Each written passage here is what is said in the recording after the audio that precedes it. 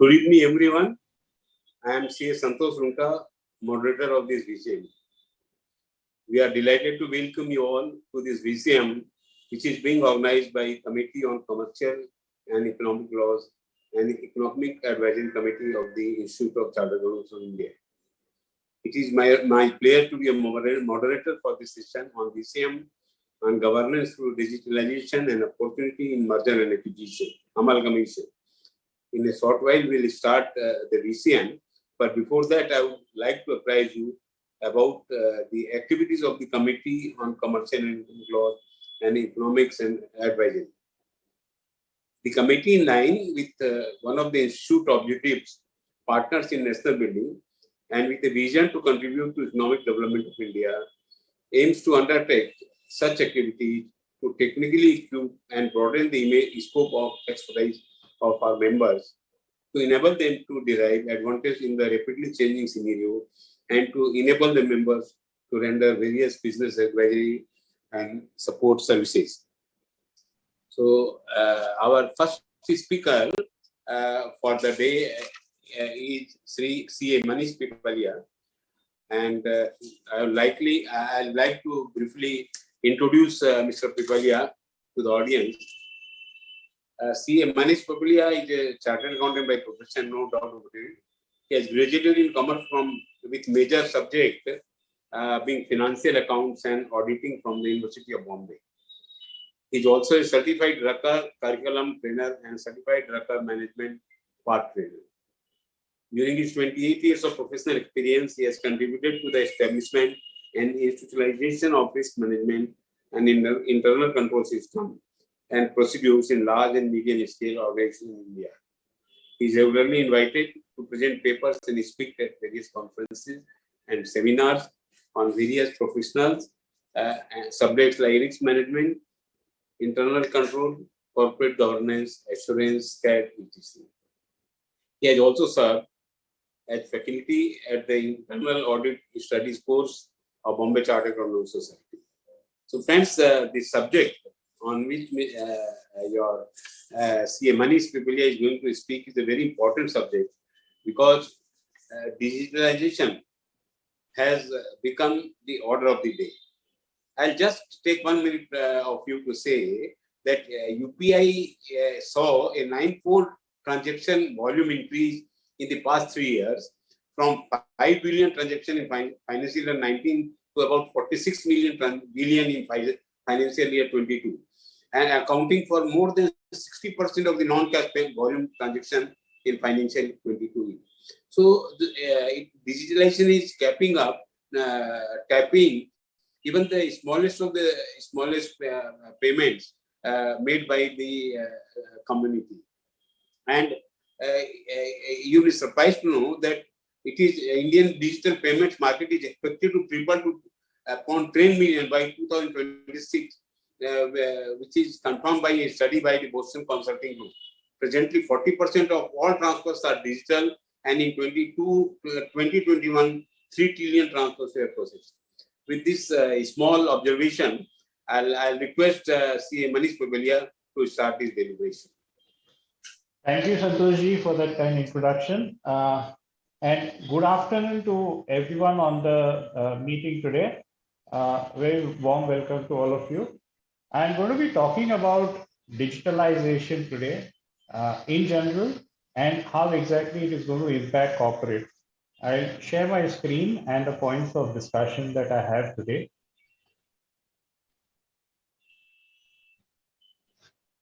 I'll assume my screen is available. So primarily the talk today is about governance through digitalization. So we'll try and understand these terms a little bit more in detail and then move on to some examples, illustrations, talk about how exactly the boards and companies need to look at it. How do we need to interface with these ideas and these developments that are there? And then move on to some of the elements of how technology can be leveraged in terms of achieving these outcomes that are there.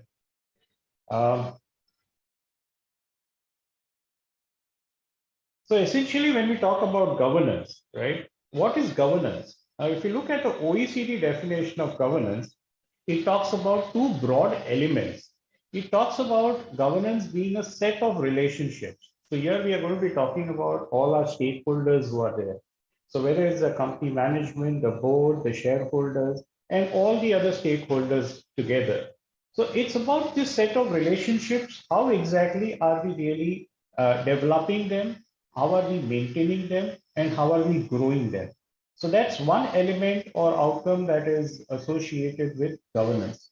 The second element that is there has to do with the structure.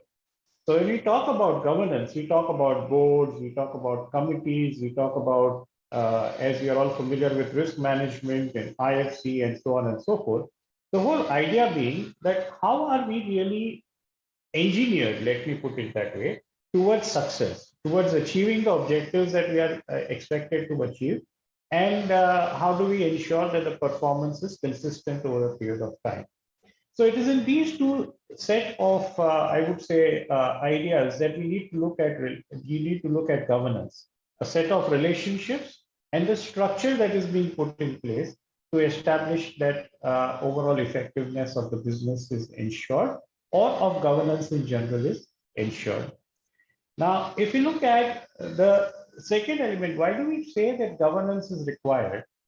A well-governed entity primarily brings about trust, transparency, accountability. There's more reliability for with such organization. It's necessary where we want to have long-term investment in place. So investors are attracted more by these entities, and they are tuned to remain invested in the entity. There's financial stability, there's integrity of business, and there's stronger growth and more inclusive societies overall. A good governed company, a good governed organization results into a good governed society overall. Now, what exactly is digitalization? Now, it is in this space that we need to appreciate two elements over here. There is a term digitization and there is a term digitalization. Now, what is the difference between these two terms as we see? Digitization has been on for a long period of time. It's about translating the physical records, translating the analog records into a digital format.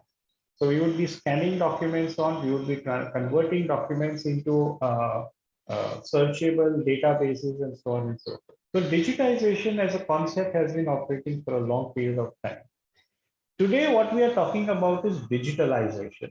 Now, digitalization goes beyond just the foundation being digitized data or record, but digitalization is primarily the use of technology, the use of digital technology to change a business model, right? The emphasis over here is to change a business model and provide new revenue and value producing opportunities. It is this process of moving to a digital business. So as compared to just converting data from one format to a digital format, digitalization is about using the technologies to change the business model. So we are looking at new business models, we are looking at new performance models, we are looking at new ways of delivering services, and a host of other things that are there when we talk about digitalization. So it's in this broad spectrum that we are talking about governance through digitalization. Now, why do we need digitalization?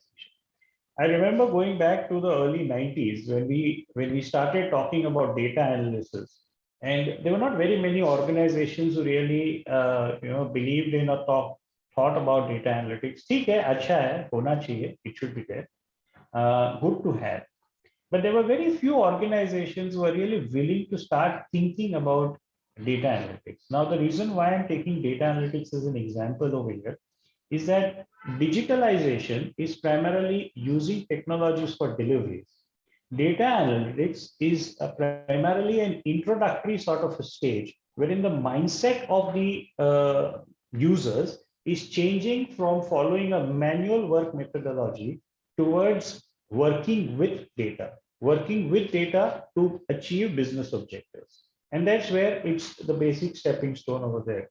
So when we talk about those periods, 2 decades back, people used to say, yes, it's nice, it's good. Data analytics, acha lag raha hai, nice concept. But where do I apply? I don't have data with me. Those were the days when SAP was still nascent in businesses. ERPs were not so very prevalent. And organizations always thought that the existing spreadsheets and other available applications would meet the requirements. Now, since then, two decades now, we see that organizations are significantly more sensitized, significantly more aware, and have established or integrated digitalization into their business strategy for growth, for development, and for progress overall. And in no uncertain terms, the government initiatives have supported this activity across, and the private entrepreneurship has also supported this particular initiative towards moving on to digitalization. We talk about artificial intelligence, we talk about data lakes, when rather than databases, we are talking about data lakes. Huge amount of data that is there and that is continuing to come up. And businesses are talking to this data, trying to find insights in this data and see how exactly businesses can grow. So basically, digitalization not only sort of streamlines organization, but it transforms organizations. It transforms organization by bringing together data across areas, and that makes it work more effectively. So this is the essence of digitalization. It's a transformational process. It is not just a conversion process as such. The benefits of digitalization broadly are data-driven customer insights. And I think we're all familiar with this process through WhatsApp and through various other sources on how exactly the large multinational online portals and everyone else appreciates and understands what is the buying pattern of their consumers, what is their consumption patterns of the consumers, and how exactly it is growing, developing, etc. on. Overall, a better customer experience, the comfort of the home, and you get things done. The thought comes to your mind and you want to do something and you are in a position to execute and do it. There's no longer need to go to government offices, you can do it online. Now, all of these are essentially in the customer experience realm, which makes it that much more convenient for a user to interface with institutions, with organizations, and meet their expectations overall. Broadly, when organizations go digital, there is an encouragement for this culture and collaboration. And the best thing, what Santoshji also mentioned initially, is the UPI penetration that we see. And that goes to the lowest level of the society. So it encourages digital culture and collaboration, digitalization by any, whether it's the corporates, whether it's the government, and so on and so forth. It helps to cut down cost, increase profitability, and it increases the speed with which corporates and businesses reach out to their users, to consumers, and encourages productivity. So broadly, I would just want to move on by saying that it's a transformational activity. It is not just a conversion activity when it comes to digitalization. Now, what's the impact of digitalization on organizations? The entire strategic context changes. With digitization or digitalization, the entry barriers are greatly diminished. We have got businesses across, I mean, home businesses, which are doing significantly large amount of transactions and business. And that's only because of the digitalization of the entire pipeline of business that is there. So it drives a diminishing of the entry barriers as such. It disrupts the existing value chains. We are no longer dependent on known sources. We've got a larger spread of available sourcing options that are there. The industry structures have changed. So when we look at the typical brick and mortar structures, we look at typical the mall structures that is there. So if I've got a brick and mortar retail structure today or a retail business today, then I need to have a simultaneous portal activity. I need to have a simultaneous online option available to them. So the industry structures, which were largely straitjacketed into a particular way of working, that's undergone a significant change on. The business models have changed. The kind of revenue models that have come in because of digitalization and the options that are there has changed. You remember there was a time when we used to fill up big forms to get a SIM card. Now it's just a question of providing your Aadhaar card and your registration happens. It's practically an online process. So the ease with which customers are attracted, customers are retained, customers are there, it adds to the way that we can deploy our business models, deploy our products, and so on and so forth. Digitalization has also opened the market for focused and fast moving competitors. You've got a lot of youngsters coming on, and we'll talk about unicorns. There's a number later on which I'll talk about things. While we are around 4 or 5 unicorns which are there, that is more than $1 billion valuation entities, today we are more than 100 that is there on. And these are youngsters moving into this field. Competitors is moving fast into this particular area, and that is all enabled through technology, through digitalization. It creates high degree of transparency. So there's no information monopoly. We talk about data being the new petrol or the new oil and gas today. And we are all familiar with metaverse, how exactly it is building up on the mass of data that Facebook or Meta has gathered over a period of time. And we have got all these free services, so to say, which all of us are accessing and working on. And the kind of humongous data that is there with these entities. And that's where the monopoly is going to shift, right? But at the same time, there's no need to go to a library to see some things. You just have Google Guru, and that's a common source of information today. So there's no monopoly as such. We don't have to go across, visit offices, visit libraries, meet up with experts to understand what is there. It's all available on a platter. So the shift is on how do I use this information. The monopoly has moved on. So it is in this changed strategic concept of barriers, breakdown of the entry barriers, competition, changed models, information being easily available, that we are going to look at how organizations are working with this, playing with this, and building on that.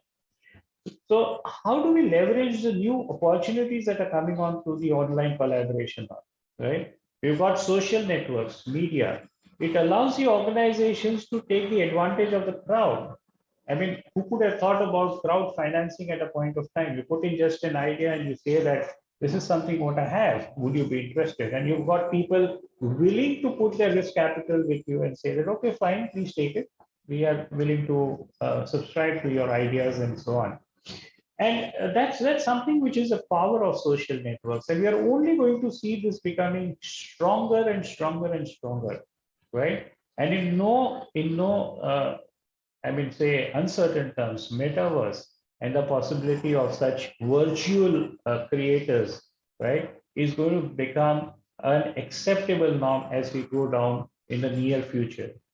Tracking devices enable shifting towards a sensor-based society, and this is something what we see in our homes also, where sensor-based items have come up. So Internet of Things that is there is sort of integrated with our lifestyles, with our day-to-day routines, and so on and so forth.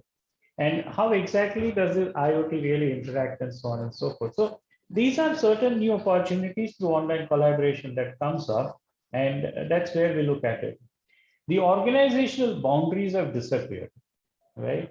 Building information sharing and alliances with external companies. So today we have got organizations creating those new and new collaborative scenarios, right? Working with organizations to build up inter-organizational information management, information monetizing projects, and that's the most important element that is there on, is how exactly we can build on that and ensure that all businesses prosper together. Now let's understand what's happening in the government. There are more than 100 initiatives that the government has come up with governance, and it's huge. It's huge. It's broadly in the realm of delivery services, but it's also in the realm of building up the infrastructure or capabilities of the various providers to meet the requirements of digitalization on such a large scale. I mean, there was a time in the past when finances, that is all the government scheme funding which was there, was distributed across the different places. And at that point of time, the initiative of the CGA, they came out with a public finance management system. And with this PFMS, basically all the money got accumulated under a centralized portal. And that enabled the government to essentially build on all the money that was spread out in small bits and pieces across the country, and they were able to be more efficiently utilized on. So conceptually and from an idea point of view, when we talk about digitalization, it's a question about trying to apply it to our core concerns that are there. Now, Aadhaar as a concept has got built up over the last 15 years. And this has become the core mechanism or system to ensure that leakages in the delivery mechanisms are eliminated. It's also brought in a lot more ease with which the identity of an individual is established and is used for further activities as such. So that's one of the core governance initiatives on digitalization that's there. No longer are we needed to give a lot of different documents for identity as such. The Bharat broadband network that is there is primarily a custodian of digital India. Now, we talked about the fact that the government has got different initiatives. This is a core infrastructural initiative of the government to create that optical fiber network, particularly in the rural areas. We are going to be seeing a huge change in the way that service delivery is taking place across India. No longer are we going to see limitations of regional connectivity, preventing us from having better delivery overall. You remember there was a time when there was that slogan, Kar lo duniya muthi mein. And today, the mobile phone is a ubiquitous, I would say, equipment, right? Which connects people, which allows connectivity of people. And the smallest of the smallest user today is benefiting from this particular equipment. So the infrastructural development is happening over here. There's Center of Excellence for IoT. Now, effectively what happens in a change process is that one is the awareness of change. Yes, this is happening and you are hit by different equipments being available like TVs, like consumer products, which are all geared through Wi-Fi, which can be managed through Wi-Fi, which can be managed electronically and so on. You have got multiple remotes, but they can all be combined into a single remote and so on. So all of these elements are being seen by us day in and day out. The Center for Excellence for Internet of Things essentially is designed to create the domain capability and to promote innovative applications. So within the realm of possibilities, the center is working towards creating the domain capability. That is the service providers, the technology, and the user experience. All of this is sought to be brought together through this capability build-up that is there and innovative applications coming on. We all hear about certain inquiries saying that this particular site is wrong, these vulnerabilities have been identified. Recently, there was some vulnerability in Chrome identified, and they mentioned that Chrome in Mozilla, this is there, you need to update. So Certain is doing their job of continuously identifying the vulnerabilities that is there in the technology environment and coming up with solutions for that and identifying that as such. Common service centers are being set up. They are access points where all services are all possible to be done under a single roof and so on. So public utility services, healthcare, social welfare schemes. And if you look at some of the news items that we read across in the media about delivery at doorstep. So we've got services getting delivered at doorsteps based on the digitalization process that has taken place. DigiLocker, it's an extremely useful utility. You can have all your official documentation available. So you can have your driving licenses, you can have your insurances, you can have your Aadhaar. So there's no need, just in case you've forgotten your wallet and you don't have those and you need to provide it somewhere. A document which is issued by the DigiLocker is treated as official. So it enables the use of technology over here too. Now, coming on to the agricultural segment. Now, the Agri Market app, which is there, effectively the farmers have got a greater insight into the crop prices. So within a area of 50 kilometers from where they are. So based on GPS, their position is located. And within an area of 50 kilometers, they are identified on what is the kind of prices that are prevailing at this point of time and where can they go across. So they don't have to go in for a distress sale. So this is a great enabler for farmers to understand and to build on the crop prices that are there, ensure that there is no distress sale taking place overall. You've got Beam, Bharat Interface for Money, and we are all using the UPI network that is there for various payments. Very convenient. I mean, my daughter, whenever she goes out, she always has the UPI to one. So Google Pay is there, and she finds it most convenient on. So the penetration of UPI is there not only with all users across. So whether it is a youth, whether it is a common person, and you also have got the feature phone-based UPI usage. So the technology has been fine-tuned to an extent that you're not limited by having only a smartphone. You can do it with the feature phone also, and that is largely responsible for the penetration that we see with the crime and criminal tracking network and systems. It aims for nationwide networking infrastructure, IT-enabled tracking system, and it primarily provides a single database or source for information for tracking as well as detecting. Crop insurance mobile app, you compute the insurance premium for the notified crops based on coverage areas, and it just enables the agricultural market that much more. Out of the 100 odd that we are talking about applications, these are some of the elements which I thought of highlighting over here.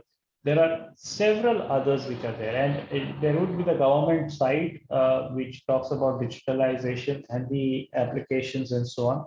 And you may want to visit that. You may want to see that entire list of possibilities that are there, working with the government, working on digitalization, on various initiatives of the government, and so on and so forth. There's a e-volunteering site that is there. So you can volunteer for supporting the government in terms of the DigiSevak. DigiSevak is the name of that particular initiative. It's a volunteer management system. So anybody, any citizen of India can apply over there, can offer their services to volunteer for the development of digitalization initiatives or activities and so on, and see it from end to end in terms of how their request was made, how was it processed, how was it taken up, and how did it conclude, and so on and so forth. So it's an entire network that is there. We talk about Swachhata Abhiyan. Now, Swachhata Abhiyan being the physical one, there's a cyber Swachhata Abhiyan also. So there's a cyber Swachhata Kendra which focuses on botnets. It focuses on botnets cleaning and malware analysis. So you got Swachhata on the cyber world also. Now, if you look at the impacts, and this is something what the government has recently come out with, the government e-marketplace, or GEM as they call it, right? The annual procurement on this platform is cost 1 lakh crores of rupees, over 31.50 lakh orders. So it's enabled a lot of the small businesses who did not have the reach to deliver to the government sector and so on. They have greatly benefited out of the GEM online platform. 40% of the world's digital payments 40% of the world's digital payments have originated in India. That's the UPI element that is there. We've got numbers. It's just a question of sort of saying, chhod dena hai unko. So you let the people out, and they will ensure that the demand is generated, business grows, and the scale is all available for Indian entities. The direct benefit transfers has been another significant element, and other forms the core of that particular initiative. 22 lakh crores have been transferred to banks, 844 crore transactions, and number of unicorns, like I mentioned earlier, 100. So these are some of the tangible impacts as we can see as we go across and as we move on in terms of the movement. Moving on, if we look at, so what are the benefits in a nutshell? And we will shortly see how it relates to a corporate entity as such.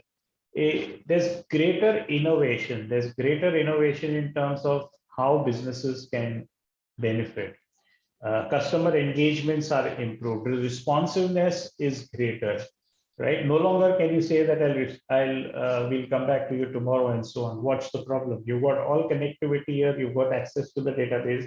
You need to start and respond to that.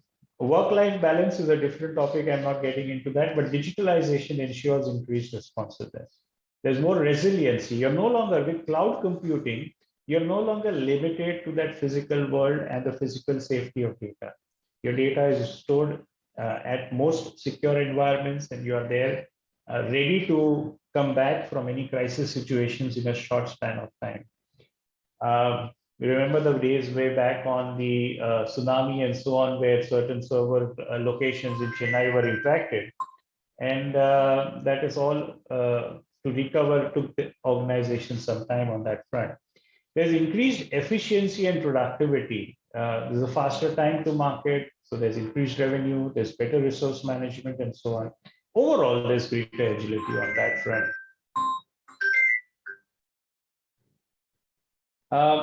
If you look at some of the recent, I mean, it's a couple of years old data, but the executive overconfidence in the board, basically, the board is informed enough to support the company's digital. So 82% of the executives think that is there, and 58% of the directors feel. In the last 2 years, since this particular survey result, there has been the 2 years of lockdown, which has opened up this field so much that these numbers would be nearing 100%, I would say, overall. Because each stakeholder in the business has started using technology to its optimal.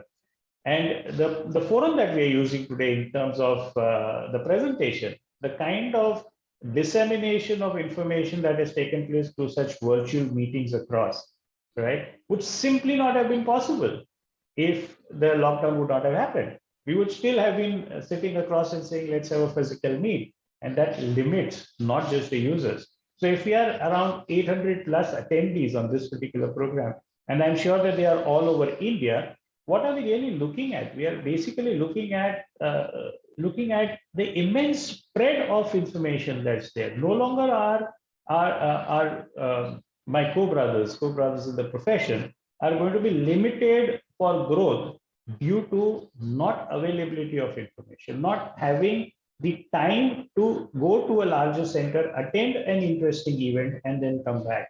They can do it out of their offices, wherever they are located. Connectivity is not a problem, and that's where this is there. So I'm sure that this particular element of digitalization has enhanced and improved tremendously as we look for. Are the directors or workforce ready for digital future? 40% of the directors who were polled and 71% polled say that the workforce is digitally savvy. This has significantly increased, like I said. 58% of directors and 73% polled say it is engaged in the digital transformation process. There's specific positions that have been created in large entities, in large banks, in large insurance companies, in large corporates, as a chief digital officer. The entire role, in fact, the institute has done such a lot of wonderful things in the space of digitalization, right? And we got an entire new committee which is focused on the same.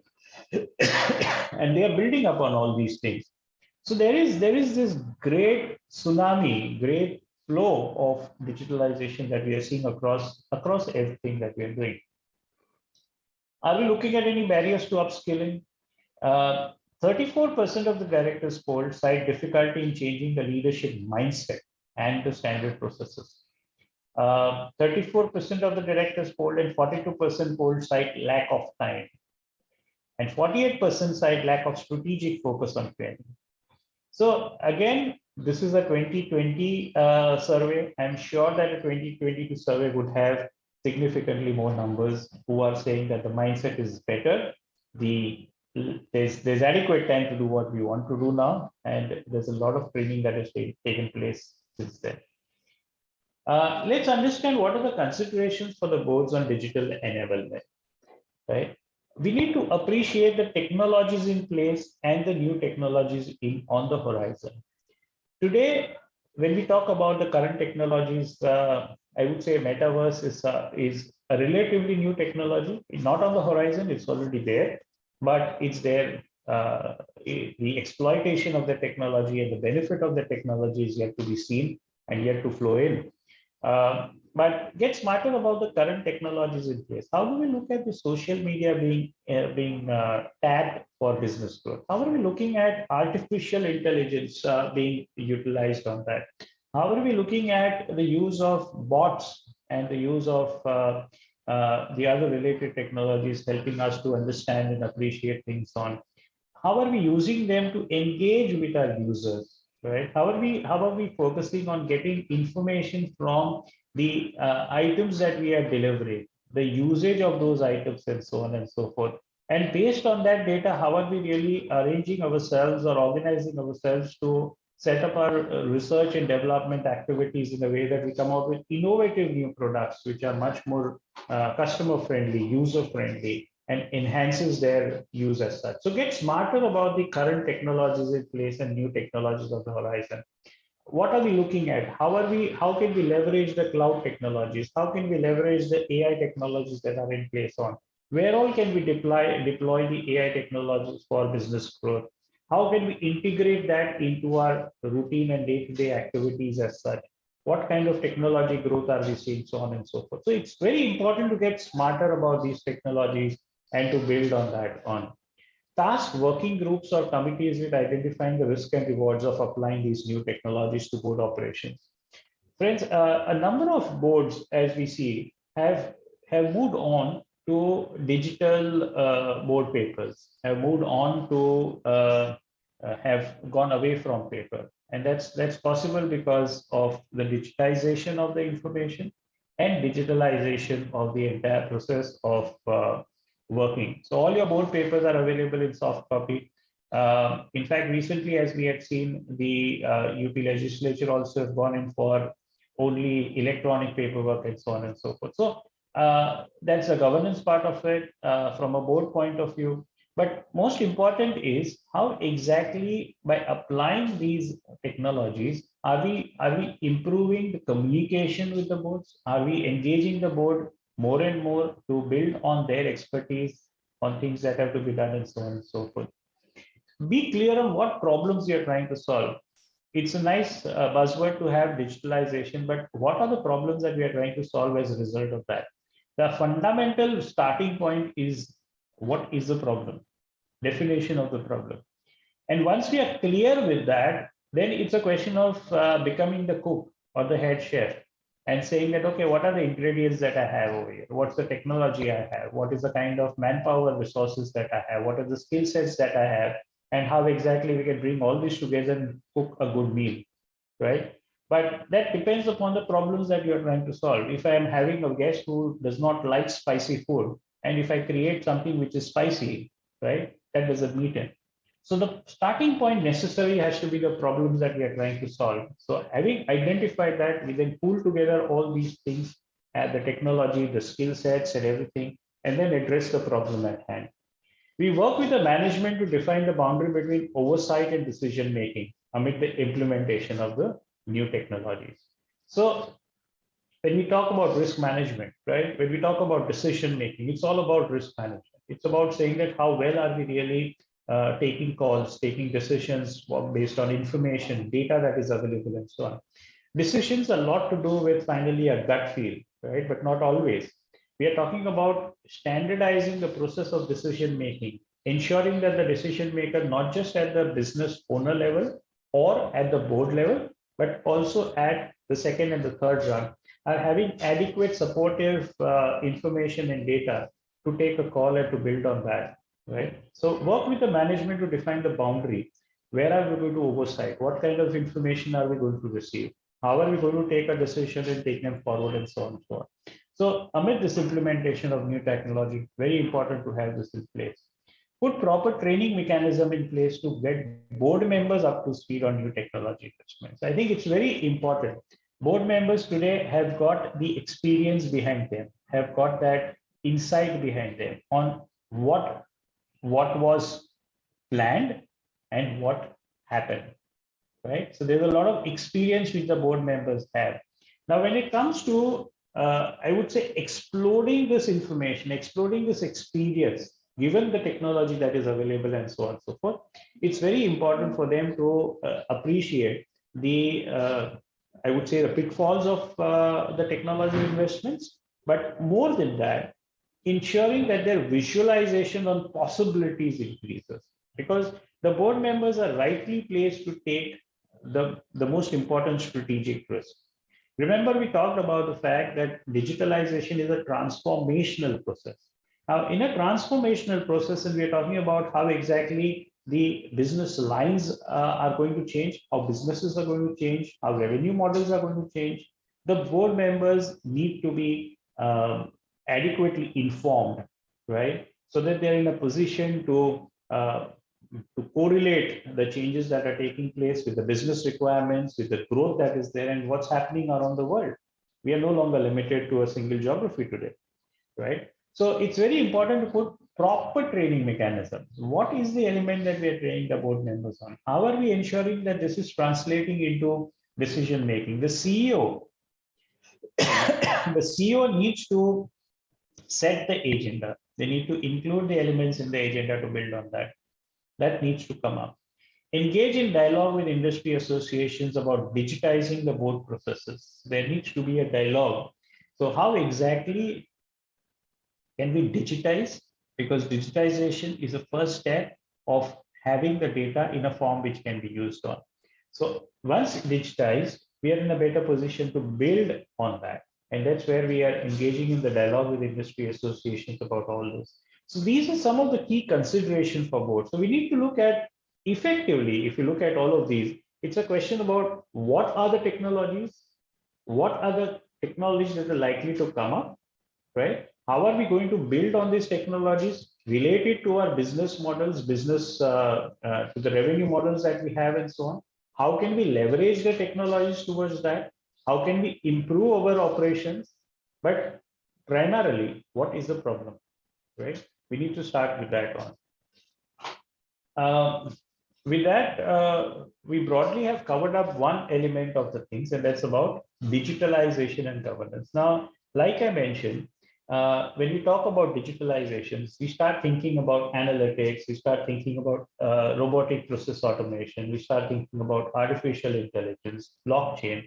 Now, these are all the building blocks. If you look at digitalization as a concept, it's a concept which primarily builds on the element of technology, right? The information technology that is there on. Now, when we talk about brass tacks, we talk about data analytics, we talk about CCM, we talk about robotic process automation, and so on. Now, data analytics is primarily you've got raw data, right? And based on the raw data, what exactly are the insights that one gets to see? Now, those insights are based upon what is my problem, right? If you have a problem, you start thinking, okay, what is the right data to have? What is the right question that you need to pose to the data so that the answer that you get can form the basis of it. So data analytics is a science of analyzing the raw data to make conclusions about that information. That's what data analytics is. CCM extends it further, makes it that on a real-time basis, what are those exceptions that are taking place? So if data analytics is looking at historical information or a generic broad term which talks about analyzing the data, CCM is primarily about saying what are the exceptions, identifying on a near real-time basis, and pushing it on to the people who need to take corrective actions on. So it's about controlling the things overall in a superior manner on. And then you've got robotic process automations, artificial intelligence, and blockchain, primarily all to do with automating the way that transactions take place, the way that insights are gathered on an ongoing basis through learnings, and blockchain is basically the way of that. I'm sorry. So how emerging technologies might impact the board. So let's understand that element over here. our entire decision making can become more data driven. We talk about it a little time later. The artificial intelligence models, the algorithms could be used to track an organization's capital allocation patterns. So which way are we really deploying things? What kind of returns are we getting on an ongoing basis on? What is the market patterns looking at? What are the demand patterns that are coming up? So that boards can identify where do we need to cut our research and development spends.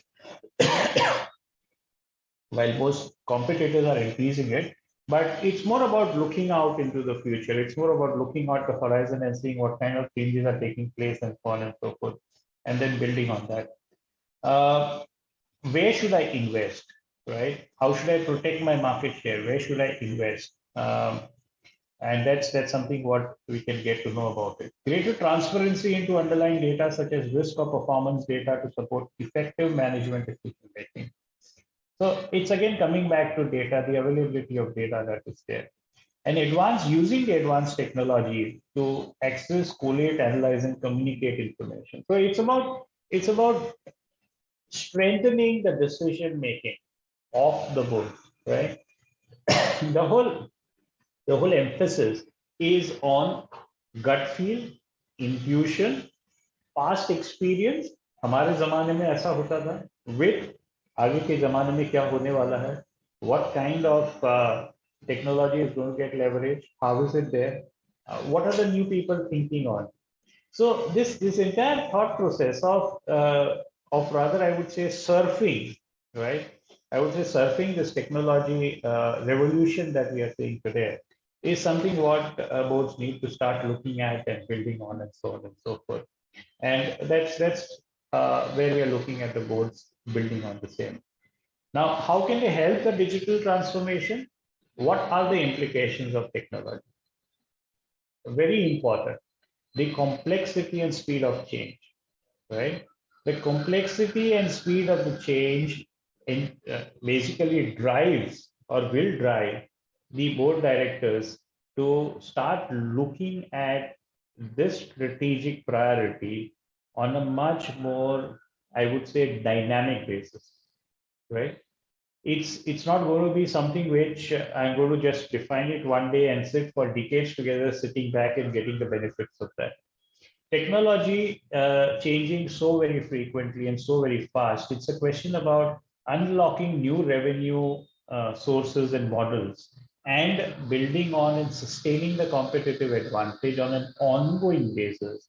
There needs to be a constant focus on how exactly technology is being leveraged by the organization for business growth. And I think this is something which is going to be extremely important. So it's no longer going to be a one-time training or a learning which is there. There will have to be an ongoing learning mechanism put in place for the board of directors as well as for the key executives of the organization on how technology is impacting the industry, impacting business, and is likely to be a disruptor as the businesses mature, right, is likely to be a disruptor and to drive that disruption rather than to fall by the side when the disruption takes over. And I think that's something what is very important for the boards to really consider over there. The goal for the board isn't to understand, but rather to understand its implication. And this is very important. They're not going to be coding, right? They're going to be appreciating how the technology is going to interface with the customer requirement, how the technology, what kind of structures are going to be necessary to exploit the technology and achieve the outcomes that are there. So the implications of the technology in terms of business growth, in terms of its correlation and so on, is going to be important. And one way to address this issue is to bring on new board members whose experience aligns with the business's strategic priorities. If e-commerce is crucial, find a board member with that experience and expertise. If it's supply chain digitalization, then a different profile with that background is needed.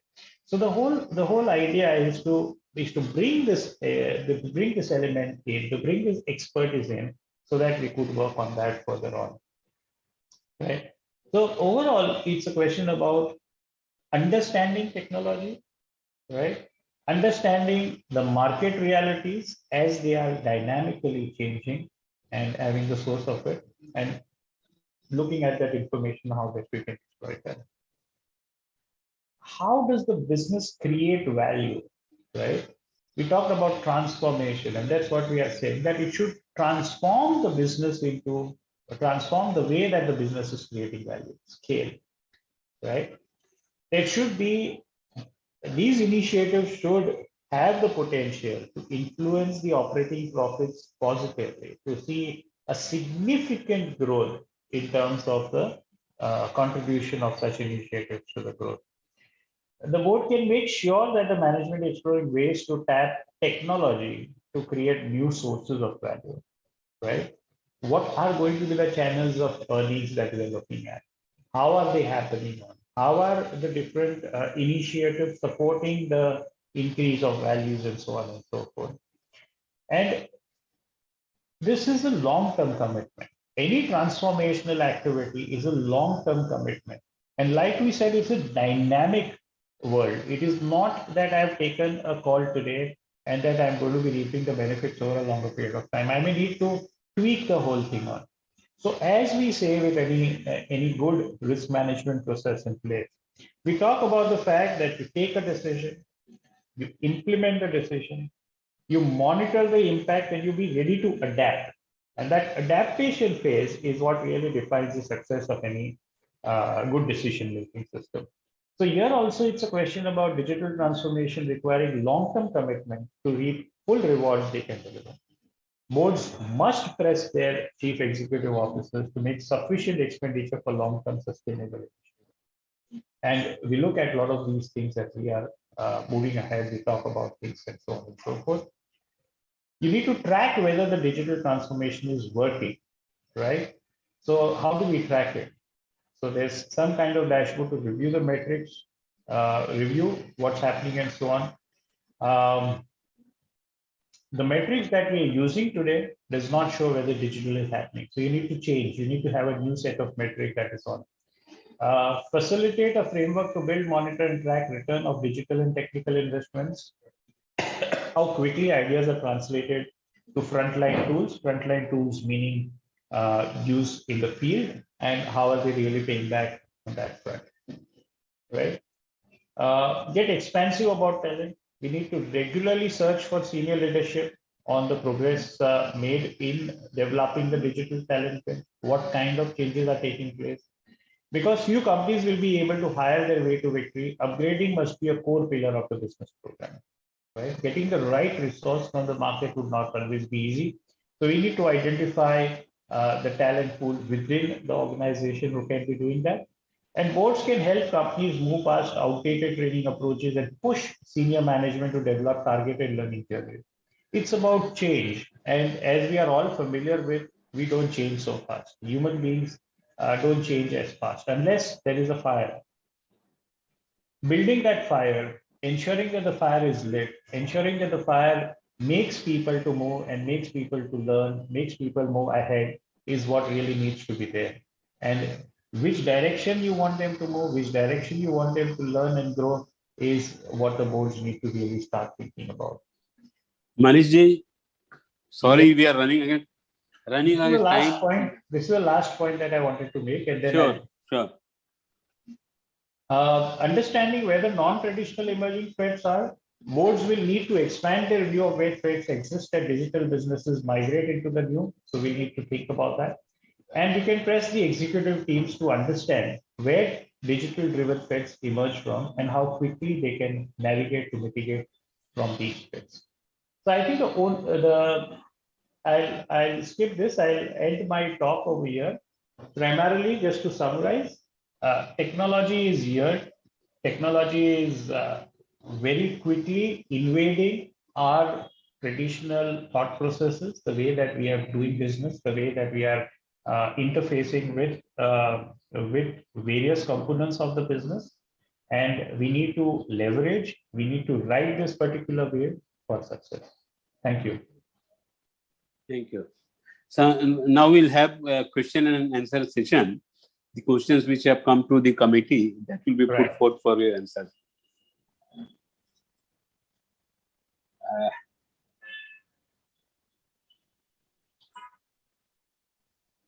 Secretariat, if whether you have received any query or questions.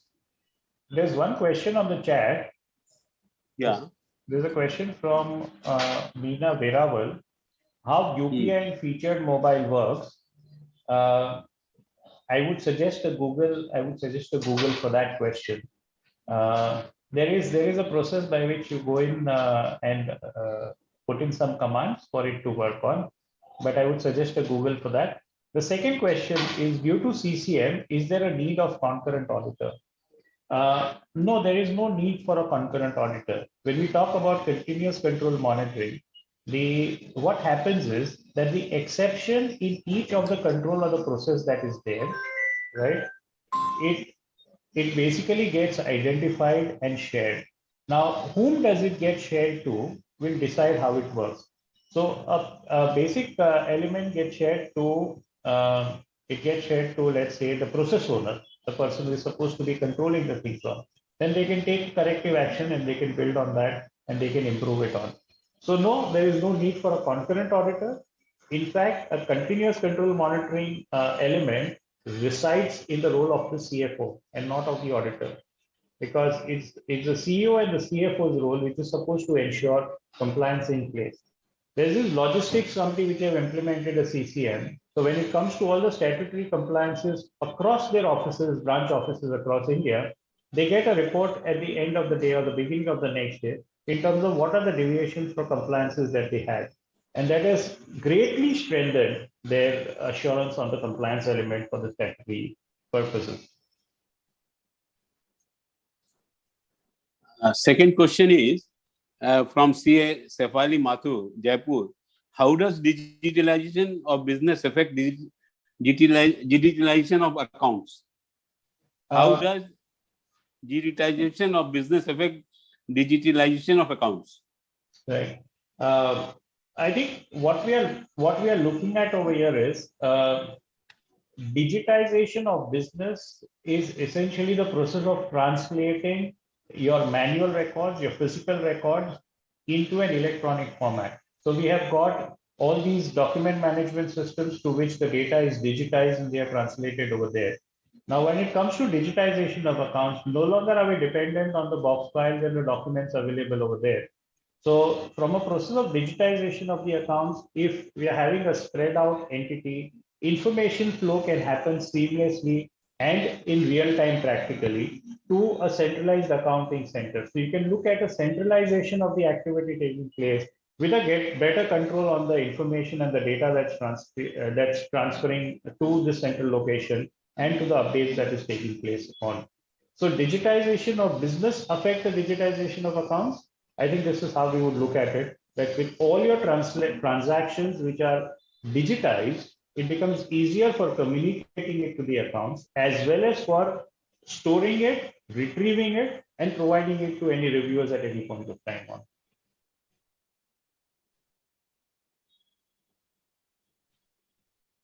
So it's every good thing has to come to an end.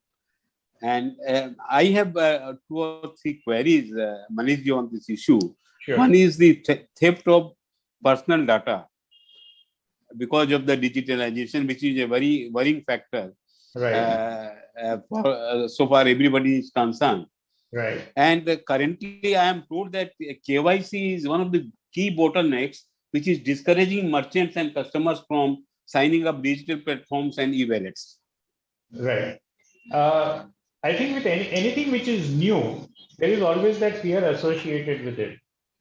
There are 2 parts to this particular fear, I would say. One is that we are so very casual in terms of sharing our information at a lot many times, right? We don't think twice before sharing an Aadhaar with somebody or some other information. Few of us are very conscious and careful about it, but the general masses are really open about that one. The second is we are still looking at a process. It is not an event.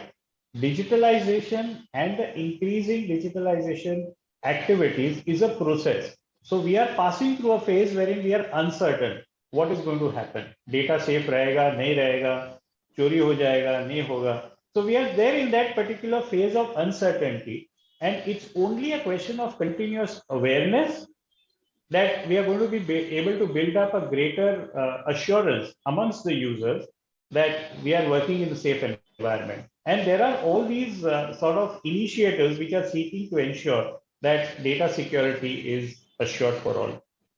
Despite that, you have got the best of the systems, the leakages take place, right? Yeah. And that's a reality which we will need to live with, I believe, in this world. I saw in the papers today that RBI is soon coming out with a regulatory architecture on digital lending platforms. What does it mean? I have not read it, so I'll not be able to update on that, but maybe I can come back to you later on that one to one. Okay, sir. Thank you, Manishji, for your aptly describing the meaning and benefit of digitalization to all concerned. You have provided the audience as a knowledgeable, helpful resource on the subject. Your deliberations were meaningful, providing complete insight into the subject, and we are very thankful for sparing your time to the institute on giving your lecture on the governance through digitalization. Thank you once again. Thank you very much, Suresh. Santoshji, would it be okay if I were to leave the session? If it is urgent, you can always do that. Okay, fine. Thank you. Thank you. Thank you, sir.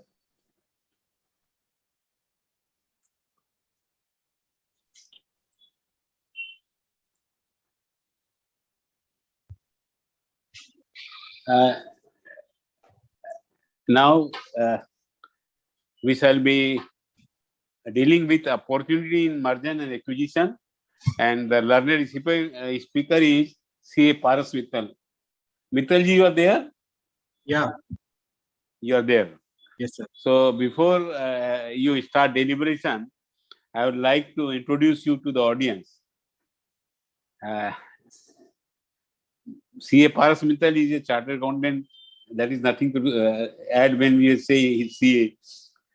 He is a fellow member of the Institute of Chartered of India, and he is having vast experience in the field of legal, tax, audit, finance, and corporate governance over the last 16 years. He dealt in tax audit, internal audit, and statutory audit of various large and medium scale companies. He consults, he gives consultancy to multinational companies on preparing budget and SOX compliance reports, transfer pricing study, and capital commitment reports. He has served various multinational companies like Intercontinental Hotels Group, Hilton Hotel Management Services, Chaudhary Group, Global Farm, and Galaxy Group in the past capacity of Head of Finance and Corporate Affairs. With few words, I'll request Manishji, Parasji to start this deliberation. Good afternoon and hello friends, everybody who is watching this session. And so our topic for today is the opportunities in merger and amalgamation. So I would like to share my screen and we will go through the presentation. Just a minute.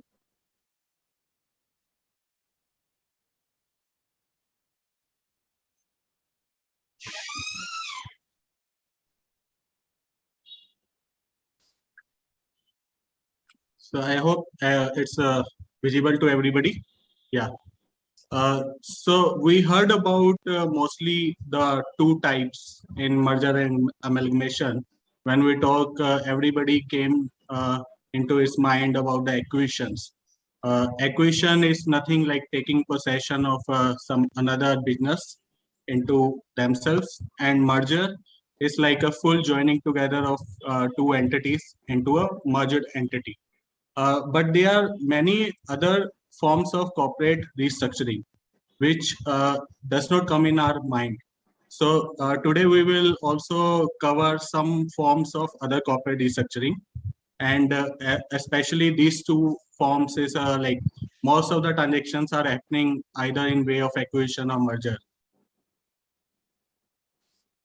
So since the today topic, we have to focus on the like what are the opportunities for the professionals in merger and amalgamations. So most of the viewers already know, or they might be working in this field also. But I would like to highlight some of the opportunities which might did not come to your notice. or you might have not thought of working into it, but there are numerous opportunities available. So as a professional, you can do many things in M&A, and might be you are doing some of them, might be you are not doing some of them, but there are numerous opportunities which you can explore it very well. So first one is merger and amalgamation planning. Yeah, so planning is the biggest thing. Startup, any promoter, any entrepreneur, I can very strongly say no promoter today in today's business environment can ignore the M&A aspects. He is certainly looking for the opportunity. He is certainly scouting the deals either for acquisition or merger or different form of corporate restructuring. So as a professional, if you connect to the promoters and entrepreneurs and give your offering to help them in these M&A deals, M&A structuring, M&A planning, it will give you the numerous opportunity. So in M&A planning, strategy building is one of the part. So strategy, certainly everybody has to plan. A plan is something which you will take it for next 4 to 5 years. So plan is not like execution at a right upfront. It is about the your execution of steps into next 4 to 5 years. So planning is very important. And there are so many forms of corporate restructuring. The biggest advantage which you can give to the promoters or entrepreneurs is making a synergy to their businesses. Everybody is looking for synergy. Everybody is looking for expansion. Everybody is looking for meeting their expectations. So how their expectations of synergy and expansion will meet out. So this is all about M&A planning, which as a professional, you have to help the entrepreneurs and corporates and other businessmen. So developing a search criteria, since I already told you that there are numerous corporate restructuring options available, so you have to be very particular that how and what your business is actually looking at. Either he's looking for expansion, either he's looking for reduction in cost, either he's looking for a reduction in any compliance cost, either he's looking for a product wise extension, either he's looking for geographical wise extension, he wants to become a conglomerate into a different business verticals, he want to expand his business into one business vertical. So lot of more questions which might be going in the promoter's mind, and you can help them in developing the search criteria, and then you can identify companies for the acquisition, and you can also helping them in contacting the promoters for the acquisition and setting the budgeted price. So this is again very important in the M&A planning because they might you might come across many promoters who certainly want to expand the business, but they don't want to set some budget for it. So everything comes at cost. If you are acquiring any other business, you have to pay the premium. The other promoters have devoted their huge time. They have suffered a huge opportunity cost. So certainly premium has to be there. So the budgeted price has to be there while doing a M&A planning, and then use network of resources and internal references. So this you can explore it to get the further acquisition deals. So like I told you, the more than 50 forms of corporate restructuring is there. So many of us heard about the expansion models. So in expansion models, merger, any horizontal merger, vertical merger, conglomerate, amalgamation, absorption, tender offers. So these are all types of merger. The corporate controls, when you suffer some sort of dilution in your shareholding and you find that you are going out of the majority of the voting. So in that case, you can adopt the corporate controls, divestment techniques when you want to diversify, when you want to divest into a different sort of buyouts, management buyouts, sell-offs, or there could be a contractions also with the spill out and carve out your equity. And there's some other forms of merger also, people bill, sandbags. So there's lot more. So if we only cover about the types of merger and corporate restructuring, so easily all of the time of today's session will be goes by just discussing about the types of corporate restructuring. So what about the conglomerate mergers? when the different products and the parent company want to diversify. So like we know about the eBay and PayPal merger. So this is one of sort of diversification and conglomerate business they are looking at. Spin-off, when a company creates a new independent company by selling or distributing the new shares of its existing business. So we heard about Aditya Birla going carve out its spin-off its financial services division, Aditya Birla Capital. So that division has been spin-off from the Aditya Birla Group.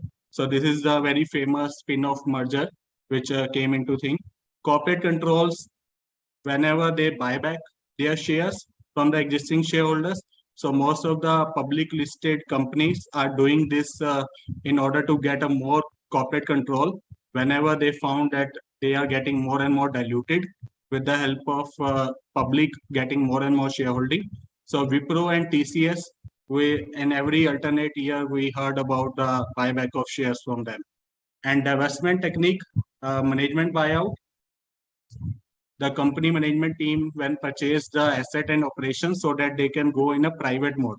So any sort of public shareholding, any sort of diversification, more and more stakeholders. So if you want to go to the private mode, so management buyout is one of the technique for that. And we heard about the divestment management buyout in Dell.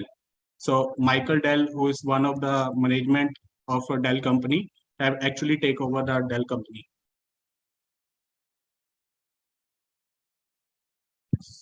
So the other types which we already discussed, the horizontal, when you bring some similar products to reduce the industry competition.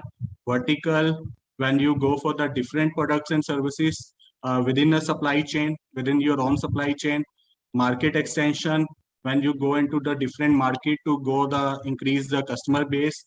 Product extension, when within a same industry you introduce more products to get a more access to the customers. Conglomerate, when you broaden your complete product and service offerings. Concentric, when you expand the market into the same customer base. Takeovers, so we all know about the friendly takeover of Facebook and WhatsApp. So everybody knows that how that takeover went into competition laws, getting a sort of monopoly in the digital market, social media networking. So everybody knows about how this takeover has taken into picture of impact of a competition in the monopolistic market. And hostile takeover, we all know that whenever there's some sort of competition, whenever there's some conflict, whenever there's a diversification in control, so that the hostile takeovers, most of the companies adopt this method. So as a M&A planning, the very another important aspect is how we can take a defense, how we can avoid the hostile takeover. So in a defenses, there's many sort of defenses again. I would say there could be a more than 30 defenses which you can adopt in M&A planning to avoid the hostile takeover. But some of them we will discuss in a very brief detail out here. Simply say no when you simply refuse the proposal. Litigation, when you go into a counter dispute resolution by way of initiating a litigation. Green mail. So the another green mail is basically a practice where the target company purchased another publicly traded company who pose a threat of takeover. So the company who is giving you a threat of takeover, you actually purchase their shares, and that will help in avoiding a hostile takeover, because in that case the firm has to purchase those shares at a premium. So this is the one of the way of a green mail technique where you can avoid a hostile takeover. Pac-Man defense is simply when you do a counter bid, when you will give a counter bid to the entity who is posing a threat to your takeover. The crown jewel defense is basically some sort of agreement clauses where you have defined some takeover clauses that you have some crown jewels in your business. and that crown jewels cannot be taken over by the hostile takeover. So it has to be sold in the market, or it has to be diluted. So with that clauses, it will avoid a hostile takeover. White knight defense is when you just simply ask your friends to give another counter offer for a takeover. So in order to avoid a threat of takeover, you can simply ask your friends to give some counter offer, and with that offer, you will avoid the hostile takeover. The white square is basically not involved in your takeover, but he's just having some special rights, again by way of article of association or agreement clauses, where he have enjoyed some certain equity shareholder rights, and with help of that rights, he can avoid a hostile takeover. So all of the viewers must be thinking that there are a lot more forms of corporate restructuring, and certainly they have find also a good opportunity of working into those forms. So now the second opportunity which you can certainly explore is a valuation. So valuation, we all know that it's a registered valuer course, and everywhere now the valuation goes as per the registered valuer, and you have to pass out the registered valuer course. You have to do the training in order to issue a certification of valuation. But yeah, in a M&A planning, and when you are connected with your promoters, you can certainly help them in a valuation. And while you are exploring your deals also, if you are exploring your deals for your entrepreneurs and promoters and clients, you can certainly give them some valuation insights, which will certainly help them in setting a budgeted price also. So valuing a business with a different method of valuation is again very complex thing, and certainly it's a good opportunity. Choose ratio and fit of a different valuation methods. So since every valuation method has its own pros and cons, every valuation method is not limited to all the advantages. It might have some disadvantages also. So to identify those pros and cons, and then giving advice on the fit of different valuation method and giving a target price is again a very good opportunity which you can all explore. So various methods of valuation. You all viewers must be knowing the whole of the concept of valuation lies with the three main methods: the asset value, the comparable transactions, and your earning capitalization, DCF, discounted cash flow method. So what is discounted cash flow method? So in a discounted cash flow method, the biggest advantage is you can forecast the free cash flows using your projections. So it is very detailed assumptions on your future earning capacity.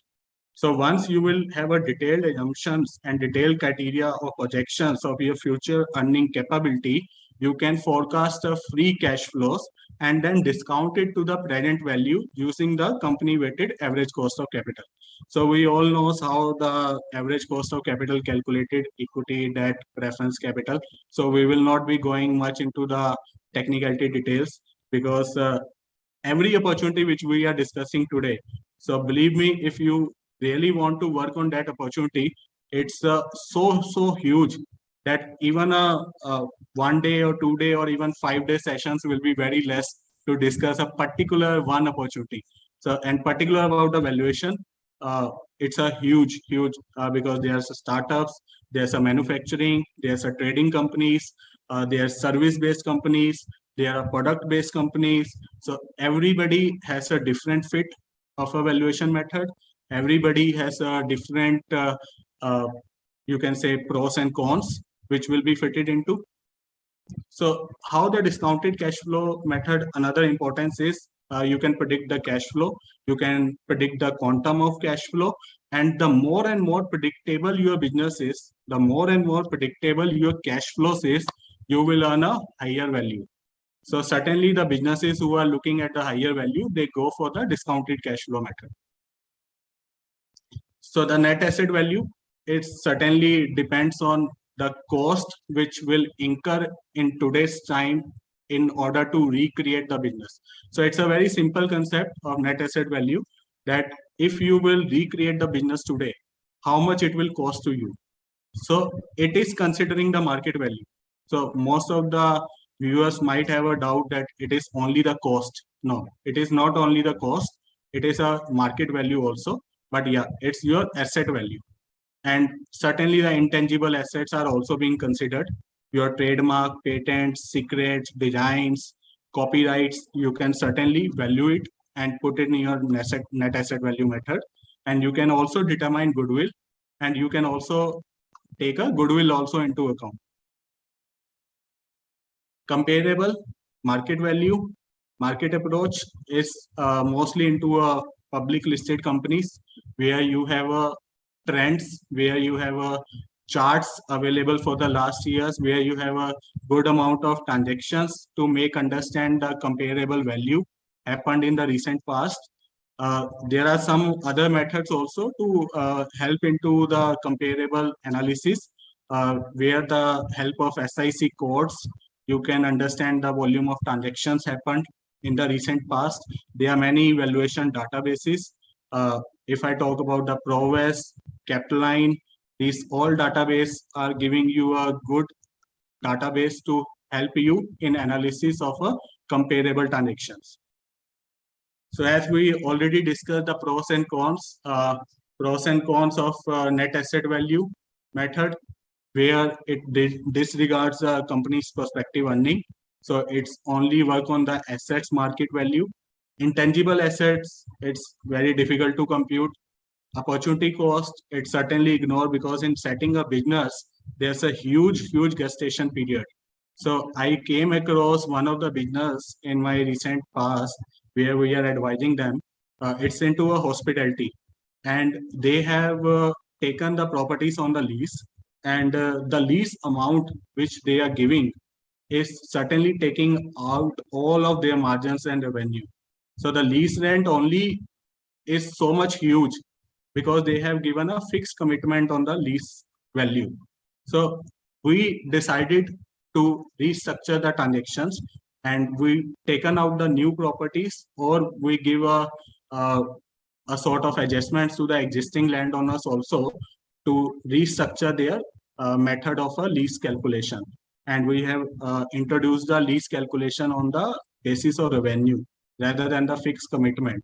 And then it's help our business into lot because they finally get into the margins and they finally get into the profits also, which was earlier, I would say, not even 5 to 6 years, they are able to make a profits.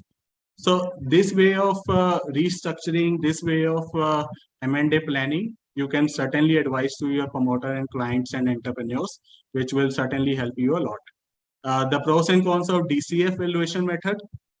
So if I talk about the DCF valuation, we already discussed that it's so much detailed about the assumptions of the business. So there's a terminal value calculation also, which might be difficult to compute. So terminal value is the, for example, if you are making a model of a 5 years, and after 5 years of your free cash flow, the cash flow will be continued, but you are making model for 5 years, so you are making a valuation only taking into next 5 years projections. So what will happen about the cash flows which will arise after you projecting the 5 years? So this is terminal value which you have to take into account, which might be difficult to compute also. And weighted average cost of capital is again sometimes very hard to compute if you have a different structures, different equity structure, different debenture, preference share capital, and other structures. And DC evaluation very sensitive to the change in assumptions. So even if you will change one assumption, your whole DC evaluation will be changing.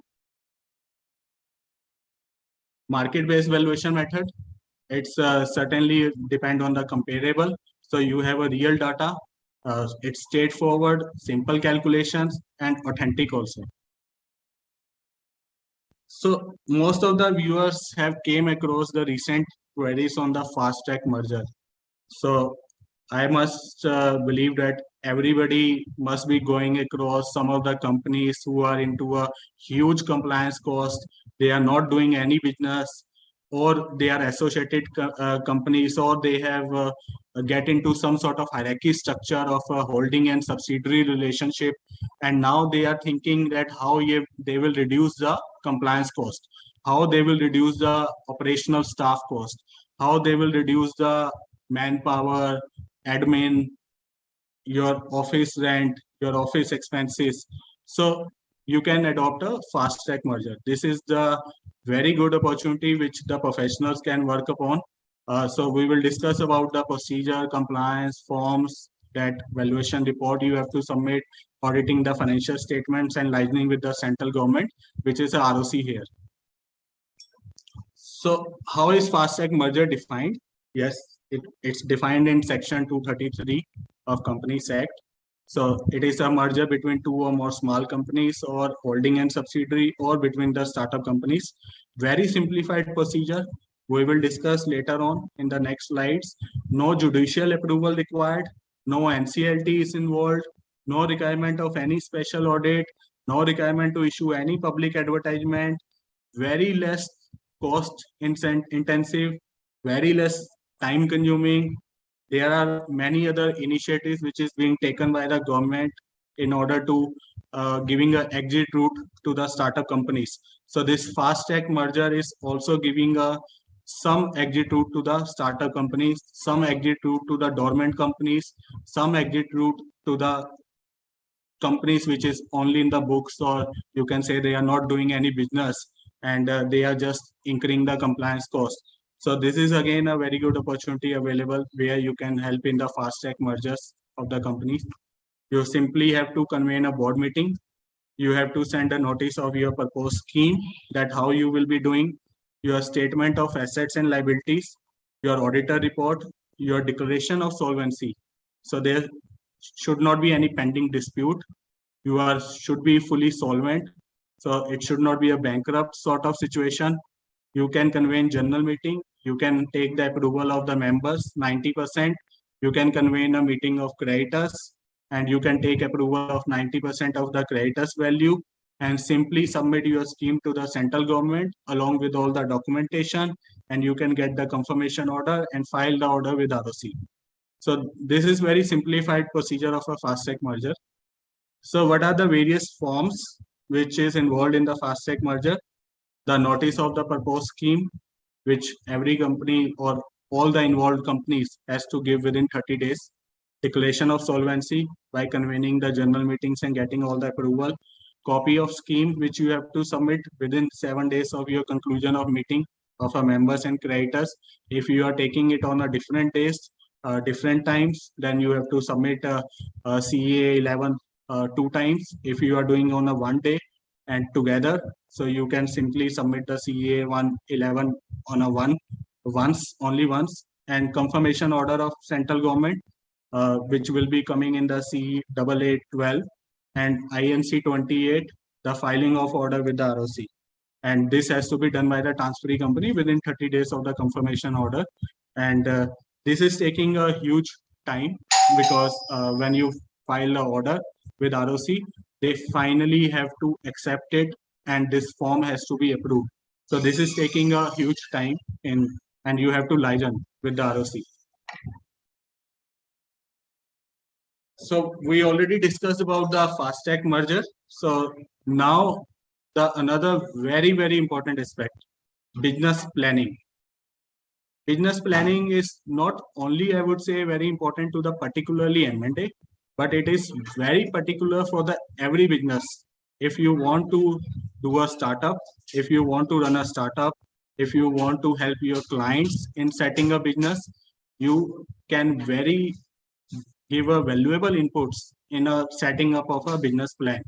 So in a business plan, the preparation, review, giving a descriptive and subjective approach to initial plans, giving a roadmap of a strategy to build into actions, and sometime it will also be a preparation of documents to the stakeholders.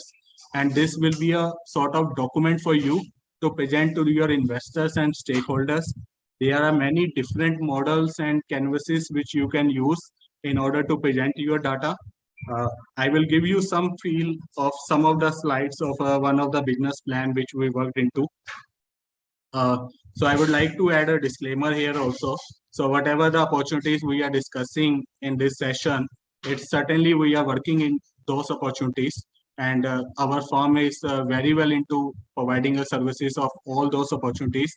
And this presentation is only for the informative purpose. So don't rely and don't take your business and commercial decision without going with the expert knowledge. So business plan is your documentation for the future reference, and it can help you in the record making also for your plans.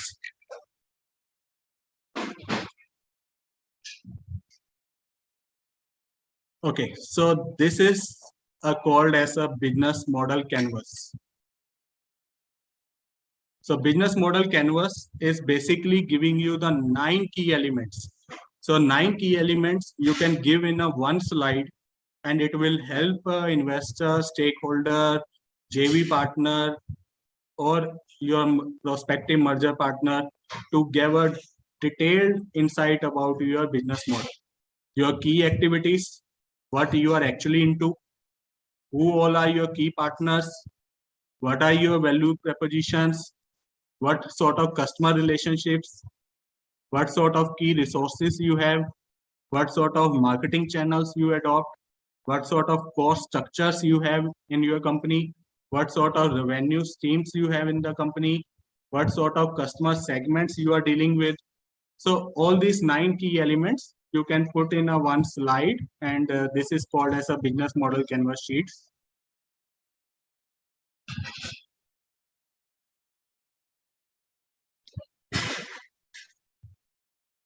So this PNJ hub is one of the model on which we worked into. So they have the backbone pillars, or you can explain the USP, unique special point or unique saleable point, whatever way you can explain. So in a backbone pillars, what actually PNJ hub is doing and why they are unique and innovative. So this is how it is explained. Different marketing strategies which will be adopted before merger or after merger. So like we heard about the recent takeover happened between the Reliance Trends and the Big Bazaar. So we all know about the Big Bazaar have a multi franchise stores. They have some of the managed stores also, some of the lease stores also. So how you will adopt a marketing strategy before merger takeover and after merger takeover. This is very important. So you have to define a marketing strategy that how you will update the stakeholders involved in your complete merger transaction. There might be a customers who have taken some sort of membership cards from the Big Bazaar. There might be a customers who have some pending balances in a Big Bazaar card. So how you will take care of those cards? What will happen to the lease stores? Whether you will be take over all the lease stores, whether you will continue the rent, or you will take a new stores into management and franchisee model. So this is again very important, that how you will define a marketing strategy. So another very important slide in a business planning, SWOT analysis. Every viewer must be knowing about it. Strength, weakness, opportunity, threats. So in this slide, if you will see, there's one of the certainly explanation about the strength, weakness, opportunity, and threat. But there's another explanation that how you will grow your strengths, how you will overcome your weakness, and how you will capitalize on the opportunity, and how you will take a overcome to the barriers of threat. So all these explanations also has to be go on this slide. So this is again a part of the complete M&A planning, and if you are preparing a business plan for your client or in any sort of M&A transaction, you certainly have to take care of the SWOT analysis. Expansion plan, certainly you have to explain that how you will be expanding your business, from where to how, till where you will go in next 3 years, in next 5 years. You can also give you a historical roadmap that what all you have achieved in the recent past, in how many years, what you all have achieved. So there could be a roadmap, historical plan, there could be an expansion plan. So with all these details, it will help you in setting a right business plan.